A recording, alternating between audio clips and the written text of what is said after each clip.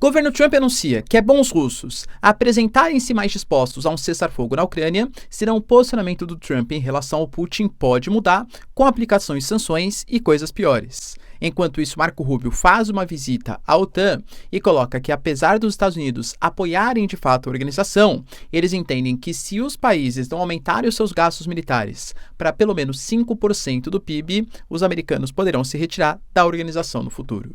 Enquanto isso, temos também os chineses anunciando políticas de retaliação, políticas de reciprocidade às taxas do Trump em 34%.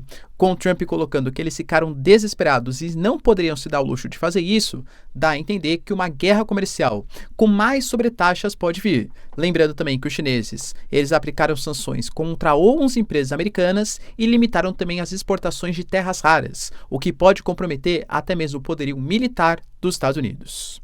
Enquanto isso, cara, a gente tem países que aparentemente estavam um pouco mais aliados ao governo Trump e também demonstrando insatisfação, como Vietnã e Israel, que foram taxados pelas tarifas do Trump, enquanto temos também uma sátira rolando nos Estados Unidos, alegando que se o Trump tivesse prestado atenção no curtindo a vida adoidado, poderia não aplicar essas tarifas contra os países do mundo. Por que será, hein?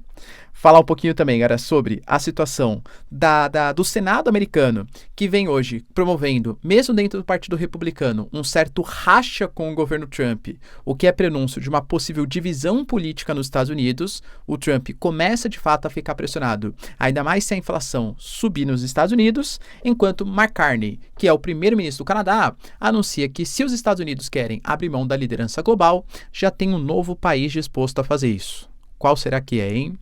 Para finalizar, pessoal, falar um pouquinho também sobre Israel. Realiza, sim, operações no Líbano, inclusive eliminando o comandante do Hamas, e faz novas operações na faixa de Gaza. Enquanto na Coreia do Sul, temos a confirmação do impeachment de Yoon Suk Yeol. Quem será que assume na Coreia do Sul agora, hein? Se vocês querem entender um pouco mais sobre esses assuntos. E muito mais também sobre geografia, geopolítica, atualidades, política, polêmicas, enfim.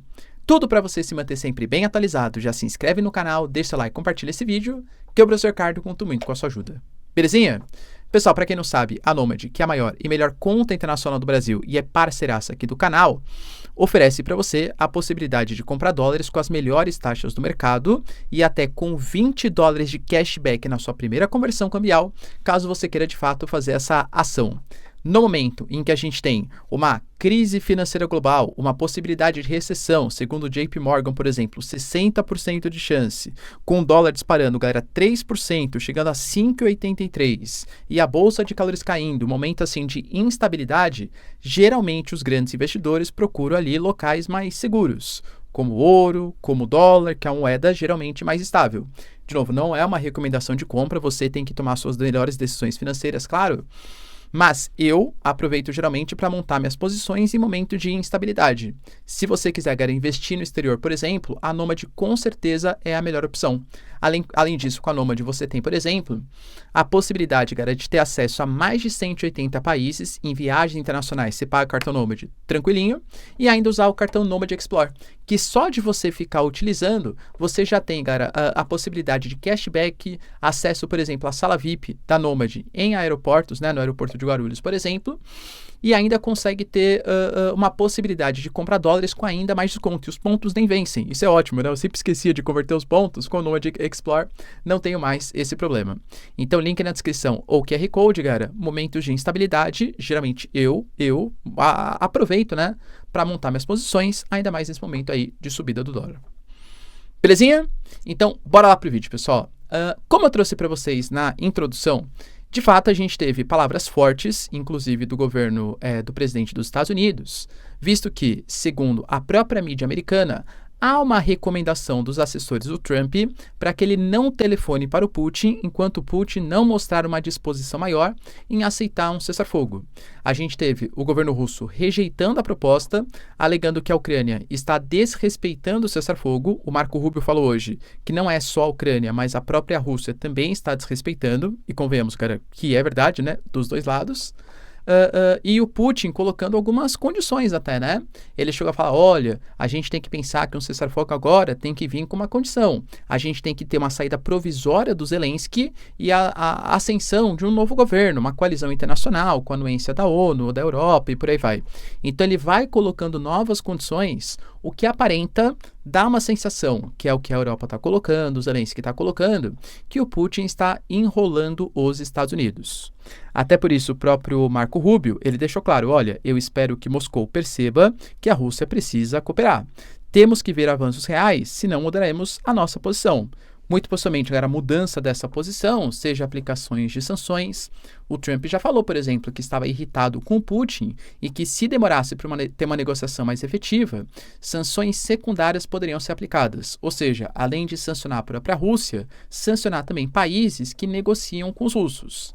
O Brasil poderia estar mal nessa, visto que a gente é um grande negociador aí com os russos do diesel, por exemplo, que eles exportam.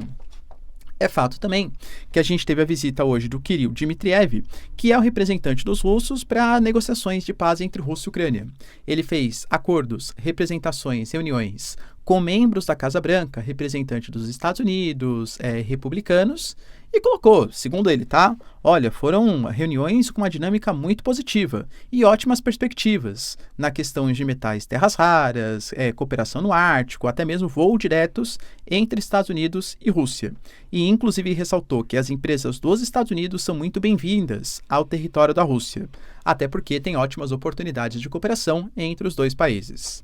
Então percebe que a Rússia aparenta dar um sinal, não, a gente está disposto a negociar, vamos acabar com as sanções e tal, mas um passo mais firme em direção à paz entre Rússia e Ucrânia, aparentemente nem o Putin nem o Zelensky estão dando. Enquanto isso, tivemos também o Marco Rubio, que é o secretário de Estado dos Estados Unidos, fazendo uma reunião com membros da OTAN. Basicamente, cara, os Estados Unidos foi lá reforçar a sua posição. Ele deixou muito claro, tá? Olha, os Estados Unidos, eles apoiam essa aliança militar. Nós fazemos parte, nós criamos em 1949, contexto de Guerra Fria, e a gente quer continuar fazendo parte dessa aliança. Mas temos um problema. Nós percebemos que vários países não investem o suficiente, e uma aliança militar fraca demonstra a fragilidade de todos os seus elos. Então a gente precisa que os países europeus aumentem os seus gastos militares. Hoje, a OTAN ela tem um mínimo de 2%, deveria ser pelo menos, claro, né? 2% do PIB tem que ser em gastos em defesa.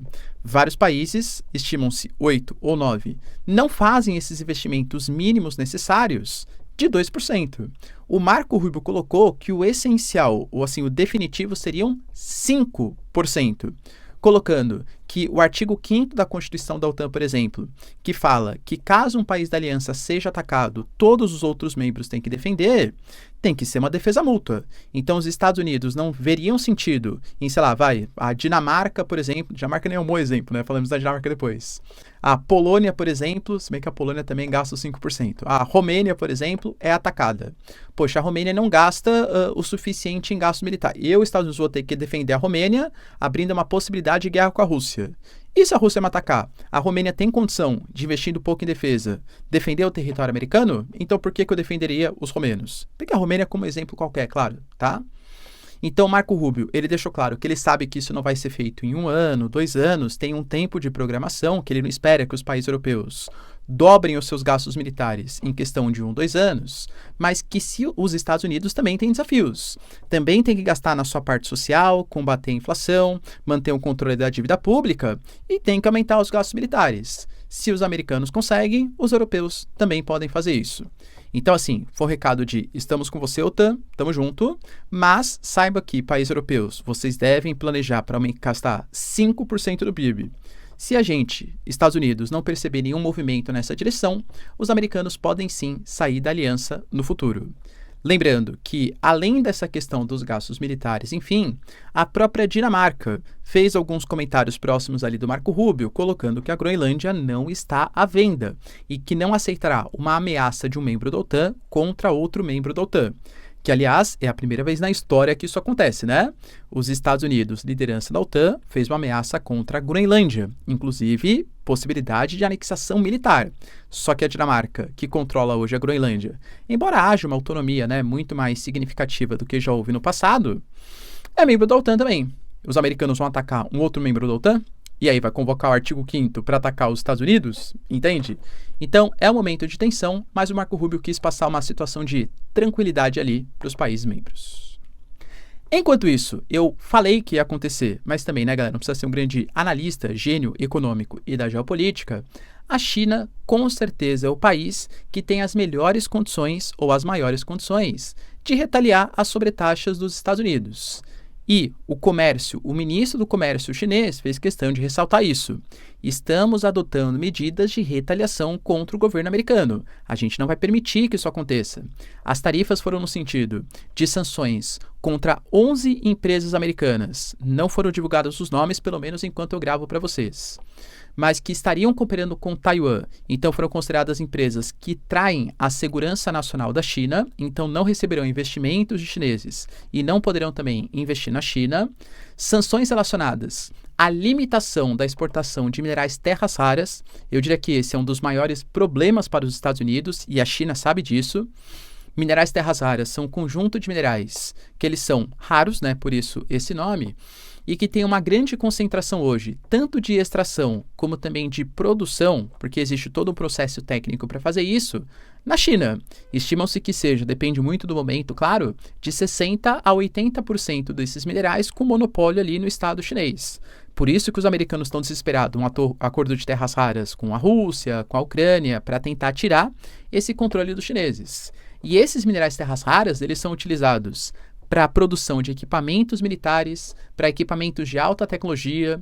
Os chineses falaram que vão limitar essas exportações, inclusive até colocando nomes, né? Eles colocaram ali que o samário, o gadolínio, o térbio, o disprósio, o lutécio, o escândio, o lítio, cara, uma série de minerais aí terras raras vão ser limitados. E a própria justificativa foi: o objetivo da implementação do controle de exportação é proteger melhor a segurança e os interesses nacionais da China e cumprir as obrigações internacionais, como, por exemplo, a não proliferação. Enquanto isso, também anunciou medidas de retaliação de 34% sobre todos os produtos dos Estados Unidos, e essas medidas passam a valer agora no dia 10 de abril, como retaliação à medida dos Estados Unidos. Estamos falando das duas maiores potências econômicas do planeta. Os dois são os seus respectivos maiores parceiros militares, anunciando sobretaxas. O capitalismo é um sistema econômico que precisa de compra e venda de mercadorias. Naturalmente, se os Estados Unidos começam a sobretaxar países, cara, a gente tem que entender que no mundo globalizado, a produção também é em escala global. Quando a gente pega notícias, por exemplo, que a Apple, que a Nvidia, que a Nike, uma série de empresas dos Estados Unidos vão sofrer com essas sobretaxas, é porque compram matéria-prima de outros locais, é porque produzem ou fazem parte da sua produção em outros países que são taxados, entende? Então, isso pode gerar, e aliás já está gerando uma pressão grande, ele pede para ter confiança, fala que está tudo tranquilo, que ele não vai mudar suas posições, mas é um momento, no mínimo, delicado aí para o governo Trump. Tanto que o Trump anunciou que a China, ela jogou errado. Eles entraram em pânico e fizeram a única coisa que eles não poderiam se dar o luxo de fazer, que é aplicações de sanções contra os Estados Unidos. Que recado é esse? É o recado, então, que os americanos vão responder? Vão aplicar novas sanções contra a China? Lembrando que a gente fala de sanções ou punições, taxações de 34%, mas já existiam taxações na casa de 20%, que são complementares, são somadas, 54%. A gente ainda está desconsiderando a ameaça dos Estados Unidos de taxar mais ainda os países que negociam petróleo com a Venezuela. Hoje, 40% da exportação de petróleo da Venezuela é para a China. Vai ter mais sobretaxa a China? Vai taxar o quê? Em 70%? 80% os chineses? Então, claro que é um grande momento de preocupação para os Estados Unidos e para a economia global. Só que as próprias declarações do Trump estão indo no sentido oposto. Poxa, galera, você vê, por exemplo, a JP Morgan anunciando que existe 60% de chance de recessão no planeta. A Bloomberg falando de 33 trilhões de dólares de possibilidade dessa recessão comercial, e o Trump colocando, que é um ótimo momento para o Fed, para o Federal Reserve, reduzir as taxas de juros nos Estados Unidos. Que Se há uma possibilidade de inflação, com os insumos chegando mais caro, com as retaliações acontecendo, com as sobretaxas, a produção encarecendo, dificuldade de acesso ao mercado consumidor, a tendência é que a inflação aumente nos Estados Unidos. Mesmo que, de novo, o Trump ele tenha um plano. Ele falou que a ideia dele é reduzir tanto a burocracia nos Estados Unidos, reduzir tanto os impostos, que mesmo com essas sobretaxas, produzir nos Estados Unidos vai ser muito competitivo, muito barato. Aparentemente, esse é o plano dele. Se ele fala para o Fed reduzir a taxa de juros, geralmente isso é um incentivo à economia do mercado interno americano, mas ao mesmo tempo pode promover um aumento da inflação dos Estados Unidos, já que os títulos públicos pagam menos, ou seja, menos pessoas investem nos Estados Unidos. E, ao mesmo tempo, há a possibilidade se você reduz os juros, né, de aceleração da atividade econômica, e isso vai fazer com que aumente a demanda, ou seja, a procura, né, por financiamento, imóveis, compra de carros, investimentos e por aí vai. Então, geralmente não é um clima propício para o Fed reduzir a taxa de juros, mas é o que o Trump ele está colocando. Inclusive, galera, isso abre de novo, né, a possibilidade de um caos econômico internacional com essa subida dos juros. E até de novo, né, coloquei para vocês na própria introdução, caso você queira, não é uma recomendação, mas com a Nomad, fazer investimentos em títulos públicos americanos que estão pagando super bem, o dólar é uma moeda forte, galera, tem aqui ó, o link na descrição. Mas de novo, não é uma recomendação. Caso vocês queiram, fiquem à vontade, acho que pode ser uma medida interessante para vocês, tá bom? Enquanto isso, galera, tivemos também uma notícia importante acerca dos aliados americanos que começam a demonstrar uma certa insatisfação. Eu trouxe para vocês, por exemplo, o caso de Israel. Israel, no dia da taxação, o Benjamin Netanyahu, com uma forma de amizade, gratidão ou até medo de ser taxado, anunciou que Israel ia eliminar todas as barreiras alfandegárias em relação aos produtos americanos. Só que pela continha do Trump, ele não fez uma consideração de alianças, inimizades, amizades geopolíticas. Foi uma conta, o país tem superávit, de quanto esse superávit? Fez ali a continha com algumas considerações e colocou uma taxa. Israel tem um mercado superavitário com os Estados Unidos. Foi taxado, entende? O próprio Vietnã, por exemplo. O Vietnã, na sexta-feira passada, o Trump telefonou para representantes ali do país. E o Vietnã se propôs a reduzir as barreiras caso o Trump anunciasse também sobretaxas, enfim, medidas um pouco mais amenas. O Vietnã foi taxado em 46%. 46%. Entende? Então, isso também foi muito mal visto pelos outros países, porque achar que você pode retaliar ou taxar países somente com uma conta matemática, esquecendo alianças geopolíticas, pode passar um certo ar de imparcialidade, que pode ser visto como um caráter técnico de um lado, mas ignora questões geopolíticas significativas da economia. E enquanto eu gravava para vocês, o Vietnã, que foi um dos países mais afetados, e que inclusive é a sede de grande parte da produção da própria Nike, que teve uma perda muito significativa do valor das ações, justamente por essa taxa abusiva, conversou com o Trump, segundo o próprio Trump, e colocou que está sim disposto a reduzir as suas barreiras, talvez até zerar as barreiras com os Estados Unidos. O Trump também, pelo menos na sua rede social, demonstrou que estaria disposto a fazer um acordo com o Vietnã. Será que então esse é o caminho para o Trump? Se os países de fato anunciarem reduções das tarifas, o Trump também vai deixar de tarifar o país? Global. Inclusive, galera, os americanos, eles estão tão insatisfeitos, pelo menos parte deles, né? Que tá rolando aí na mídia, nas redes sociais americanas, uma sátirazinha, uma piadinha, com um filme Curtindo a Vida Adoidado. Eu assisti esse filme bastante tempo, tá? Confesso. E que basicamente, né, você tem ali um garoto que ele quer sair da escola, que ele fala que as aulas são muito chatas e tal. E no trecho em que tem ali aquela aula entediante, com o professor falando, o assunto que ele está tratando é sobre a crise de 29. E ele fala que naquele contexto histórico, o governo americano, ele tentou aumentar a taxa de juros, tentou aumentar as barreiras alfandegárias como forma de arrecadação para o Estado para superar a crise, só que isso acabou culminando num desespero ou afundando ainda mais os Estados Unidos na Grande Depressão da década de 30. E aí, tá vendo? Se o Trump tivesse prestado atenção no filme Curtindo a Vida Doidado, ele não teria feito, né, essas medidas aí de retaliação. Outro ponto, cara, importante, tá ligado? O que eu já falei para vocês também ia acontecer, porque a política americana, a gente sabe que existem dois partidos de caráter nacional, só que não existem dois tipos só de pensamento nos Estados Unidos. Poxa, todos os democratas pensam iguais, todos os republicanos pensam iguais? Claro que não. O Trump, quando levou as eleições recentemente, ele levou tudo. Câmara, Senado, maior número de governadores, até juízes, né? Os juízes são muito mais hoje conservadores do que exatamente progressistas no sistema federal, né? Ou seja, em caráter do país aí dos Estados Unidos. Só que cuidado, muitas pessoas encaram o Trump não exatamente como um republicano, muito mais como um trumpista. Ou seja, ele tem posicionamentos muito fortes que não condizem com o pensamento de todos os republicanos. Assim como o Biden também tinha com os democratas, o Obama também com os democratas, o Bush também com os republicanos, mas eu diria que no Trump isso é ainda mais forte.